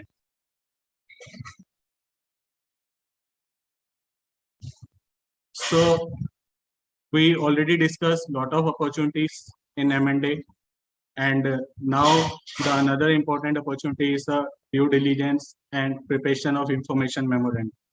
So I think most of the viewers have done something, or they must be planning in order to get into this due diligence, because due diligence is very interesting. It's not only investigative in nature. Uh, you can take it in an investigative nature if you are into a forensic audit or you are a fraud examiner. So then you can get into the investigative nature also. But if you just want to simply not getting into investigative nature and giving a particular scope of a financial, legal or taxation scope which you want to cover, you can certainly help a lot in M&A transactions, as well as any businesses which is available for acquisition, any sort of JV transactions, any sort of associate network transactions. So you can very well help in a due diligence and preparation of an information memorandum. So information memorandum is another document, very basic document, very principal first document, which every stakeholder demands that give me the information memorandum, give me the details about the company we are acquiring or we want to go for the merger with. So give me all details of the company. So that is the very basic and first principal document of an information memorandum, which will be shared by the seller or the transferee company and even the JV partner. So you can cover a particular financial scope, legal scope, or taxation scope. You can document compliance history, uh, the whole compliances which has been done by the company since incorporation, all last 10 years, or last 5 years. So whatever scope you will keep, you can work accordingly for that due diligence part. Evidences in support of a management representation. Since in M&A transactions, you have to give lot of management representations. Both the parties are giving lot of representations. So there must be some evidences supporting those representations. And due diligence is one of the way in which you can certainly give a evidence to the management that, okay, this will help you in supporting your representation. And then it could be another document for the supporting the valuation also. So the valuation must have been done by some third party consultant or some other consultant, and you will be doing the due diligence. So this document of yours could be a very principal and important document while evaluating the valuation.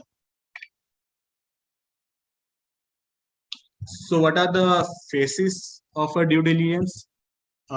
In a first phase, you just collect the information. You might have to involve the other experts. You might not be the expert of everything, but it might need some very specific expert knowledge on the tax, on audit, or on the accounting aspects. So you have to involve the other experts into it. Then you have to go through the recovery and analysis of information. You have to get all the information from the stakeholders, from their team, from their senior management. Some of the team members might resist, which we obviously came across while doing a lot of audits.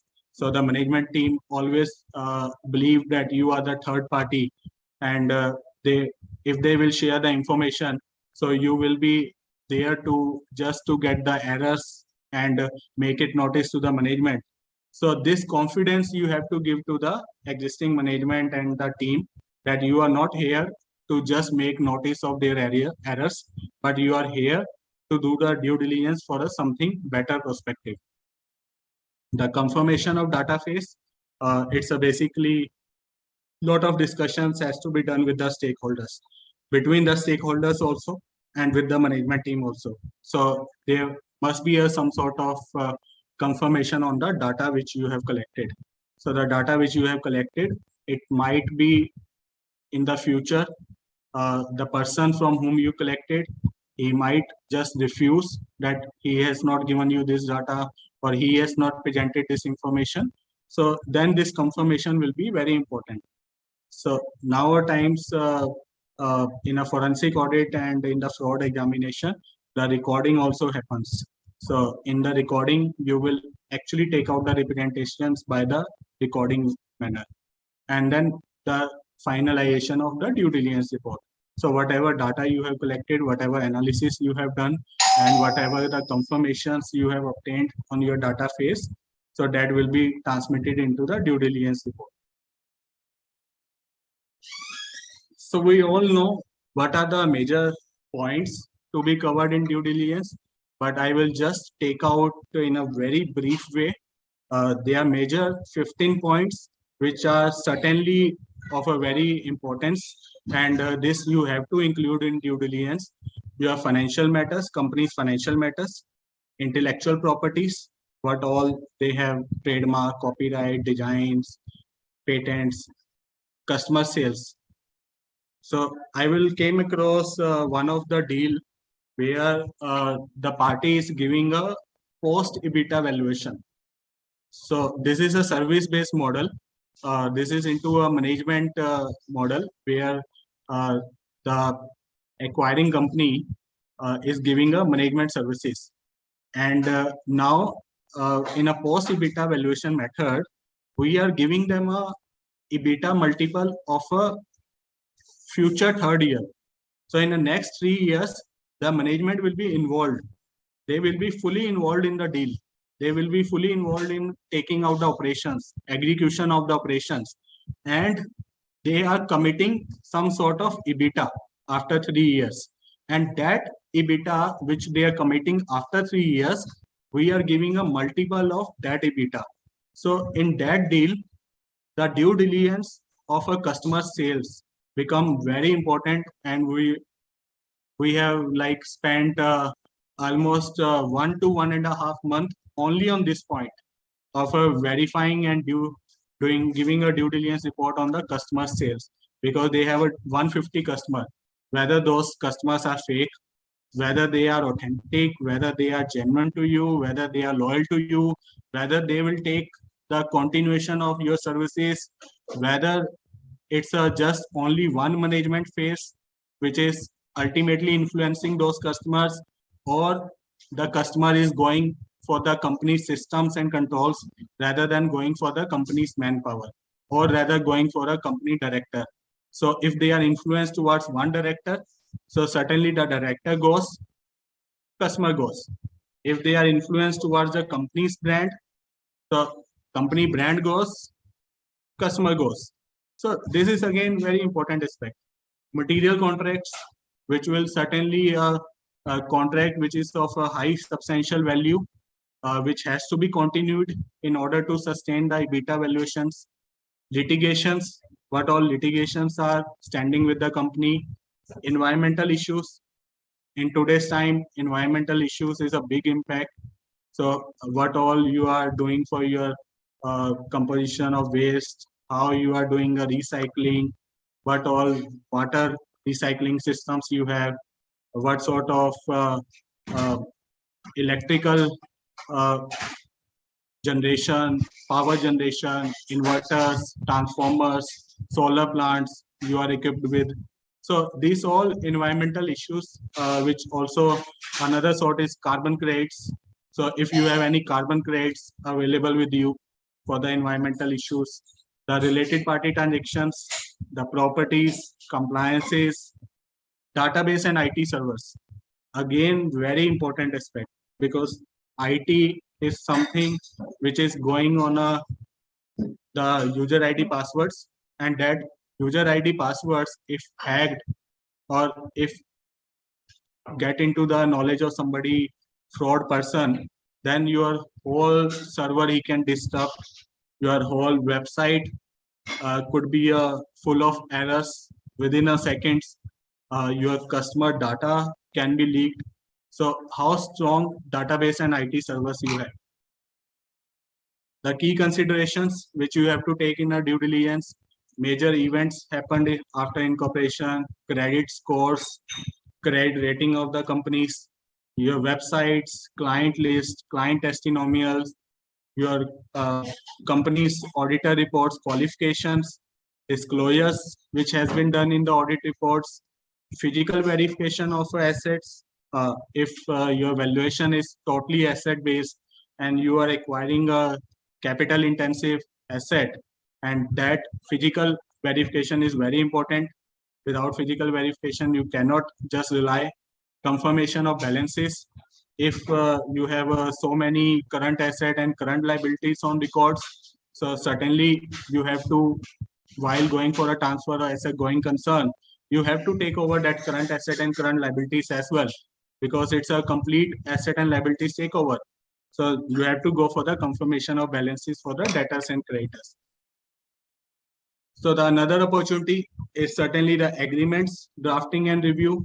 Lot of agreements is being involved in M&A transactions, memorandum of understanding, shareholder JV agreements, share purchase agreements, indemnities, undertakings, escrow agreements, intellectual property assignments.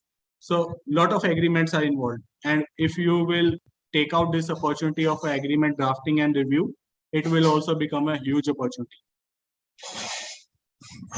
So we will discuss a little about the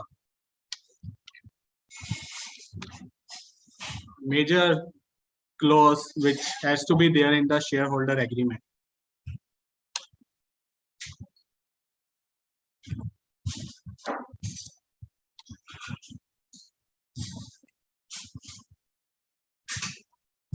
So just a minute. Okay.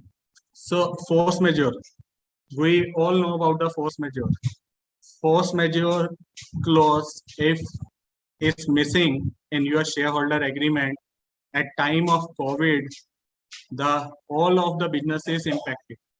And if you don't have a force majeure clause in the shareholder agreement and you have not defined the exit route in case of force majeure, termination clause in case of force majeure, minimum performance, specific performance you demand while going for the force majeure.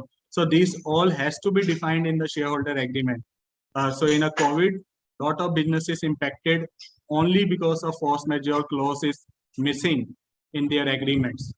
Material adverse effect is another very important aspect which you have to cover in the agreements. Conditions precedent to closing. So in a shareholder agreement, in a M&A transaction, there might be a certain things which you want to go before finalizing and concluding the transaction. Before giving the actual money, before giving the transfer happening of a shares, you want certain conditions to be closed before that. And that conditions you have to define in shareholder agreement in a very well defined way. So if you will miss one single condition, you forgot, it will become a big dispute later on, because the party will certainly ask for the closure and you will not able to do the closure because that conditions has not been fulfilled with. So closing date also has to be defined for the issue and allotment of shares.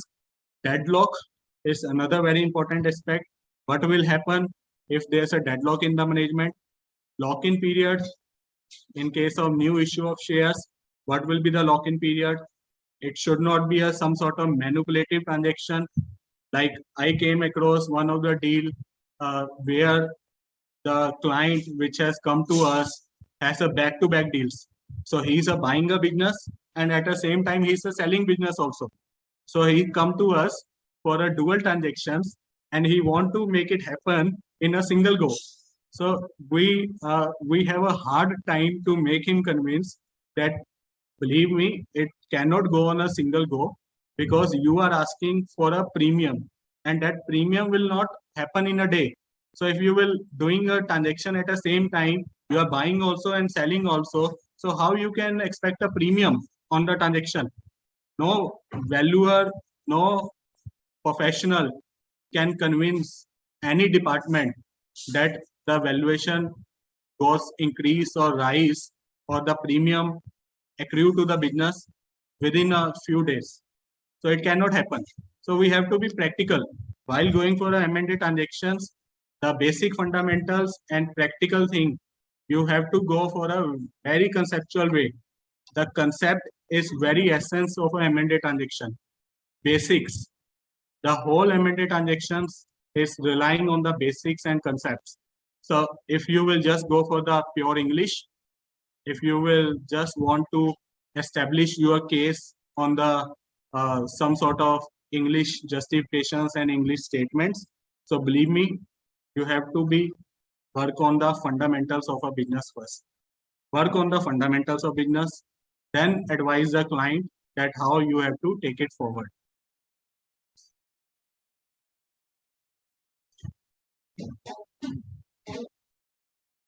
So major rights which has to be defined in the shareholder agreement, the tag along rights, where you will ask if you are coming with some investor for your shareholding. So the other promoters also have the right to sell to that investor on the same terms and conditions. So it could not be a one-person deal. There has to be a tag along rights for the other promoters. So once the other promoter can avail that right, so any investor which is coming into, so he has to give the same terms to the other promoters. Drag along right. Drag along is something which is not a right but an obligation.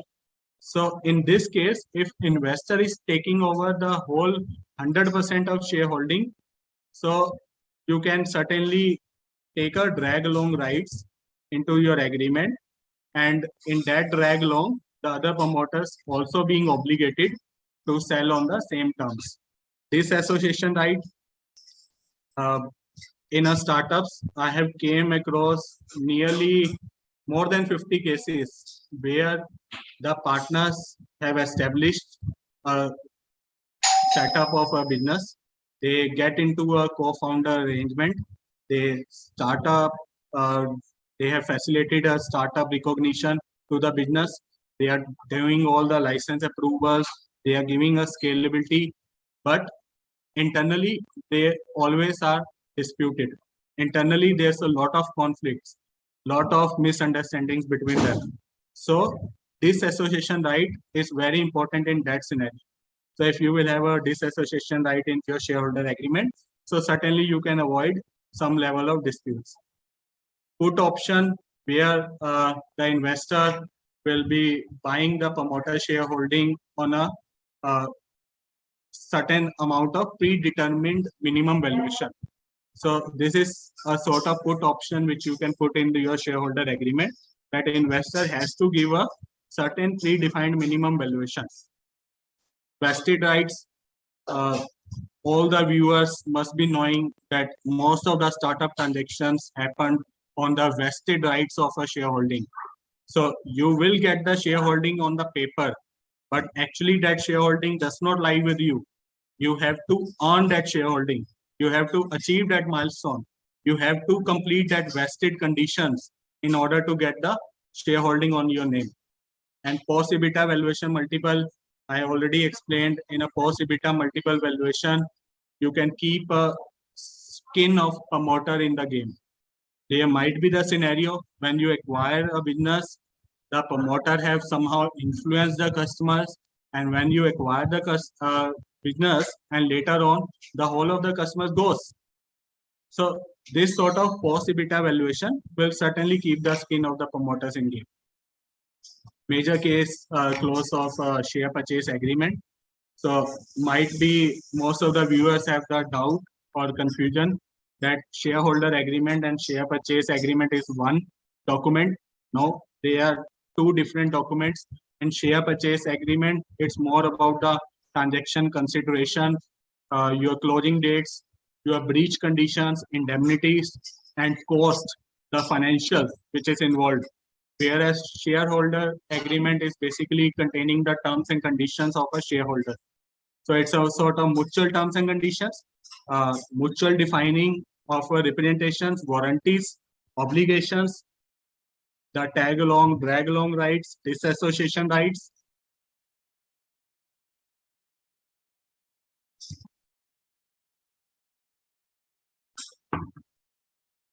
So like I told in the beginning, every opportunity will take a whole session. So taxation advisory, a big impact in M&A transactions. What is the asset sale? What is the slump sale? What is the amount of carry forward or losses which you can avail? How much capital gain tax you have to pay? What will be the GST impact? What will be the stamp duty impact? What will be the transfer value? How the computation will be done? A lot technical areas. So just to cover a brief taxation advisory also to discuss today. So in a merger, it is defined with the NCLT approval process, section 232 of Companies Act. Court approval, yes, required. All the transfer of asset and liabilities happen in merger. No capital gain if there's a transfer as a going concern, and all the properties are transferred, and shareholder of 3/4 of value continues in the merged entity. Carry forward of losses also allowed if section 72A is satisfied. 3/4 value of assets continued for 5 years, and mostly carry out the business also for 5 years. So in that case, the carry forward of losses is very easily allowed. GST not applicable. Stamp duty based on the state specific. Some of the states have GST. Some of the states have a stamp duty. Sorry, GST is not applicable. Stamp duty is applicable as per the state specific. And carry forward of MAT credit is also allowed by the courts. So there could be a different tax advisory aspects in the slump sale. So in slump sale, there's a transfer of undertaking as a whole without being values given to the individual asset and liabilities. And court approval is not required in case of slump sale. Capital gain, there's a computation at the transferor side.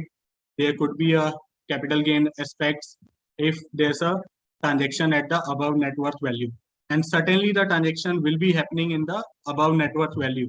So it has to be a capital gain, because in slump sale, you are transferring the undertaking or a business for a lump sum consideration as a whole going concern. Asset sale, when there's a sale of assets or a part of assets being sold without individual values assigned. So this is again a sort of another form where the slump sale is you are giving a whole undertaking or business without being individual assigned value to the assets. This is asset sale where the whole of the block of assets being sold as a whole or part without individual value assigned to the assets. Court approval is again not required in this case. Capital gain again arises at the transfer side for a short-term capital gain. Carry forward of losses not allowed. MAT credit not allowed. GST is also applicable in case of asset sale. So GST is not applicable in case of slump sale. GST is not applicable in case of merger, but in case of asset sale, it is applicable. Parasji, Yes, sir. we are running against time. Sure, sir. We have a question answer session also. Sure, So if you can conclude at Yes, the sir. earliest, that will be all right. Yes, sir. So in next 2 minutes, I am closing. So I will just like to appraise my viewers that setting up the franchisee, associate, and development agent network is very important in today's M&A deals. Most of the M&A deals are happening because of the franchisee, associate, and development agent network. And if you can play a valuable role or a contributor in setting up the franchisee associate or transferring the franchisee and associate network, believe me, you will be a very good professional in M&A. So we will certainly not covering more of the details on the franchisee concept and the associate network. So sometimes later we will certainly cover. So we see a lot of opportunities today, and believe me, it's a numerous opportunity, and it cannot be explained in a 1 hour session. So every opportunity needs a complete day session if we have to discuss in a detail. And this is a brief process overview. Developing strategy, develop a search criteria, identify companies, go for the valuation, do the negotiation, do the due diligence, close the contracts, and get the integration done. Thank you. So this is my email ID, and I have written a book also on M&A. And for my all viewers, if you want a free book, you can just write me on my email ID, and I will be happy to share my book with you for your happy reading. So one book for me, Mr. Mittal, as Mittalji. Sure, sir, sure. Okay, so now we'll be going for question and answer session, and let us see what is there in the chat box. There.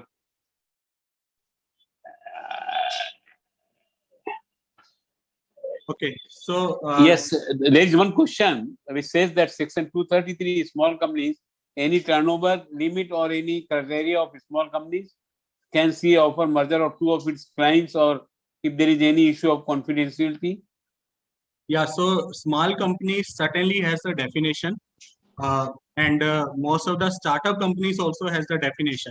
So small companies where the turnover should not exceed 100 crore, and there's a paid up capital requirements also.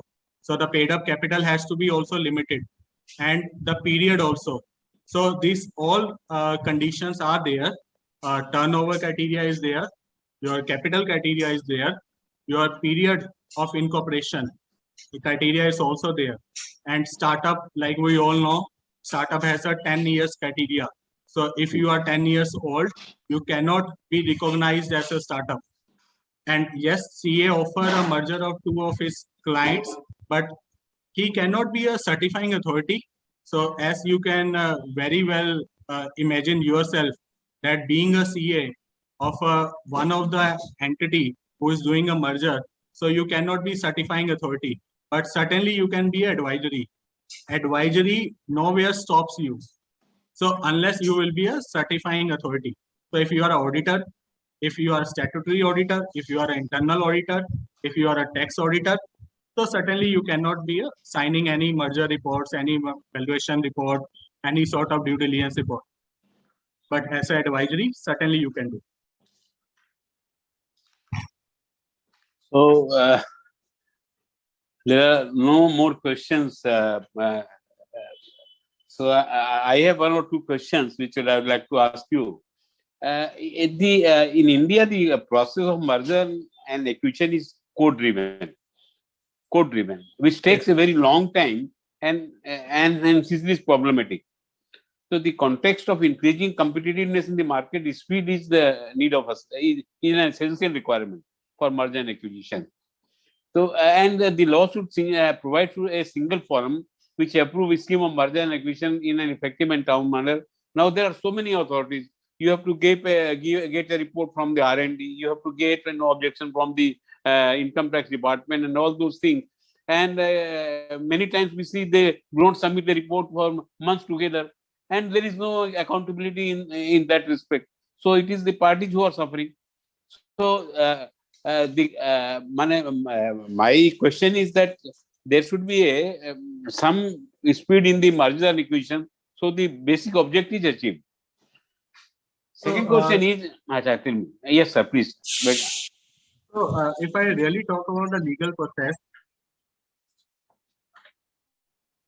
so in the legal process, certainly there's a defined process which has to be done.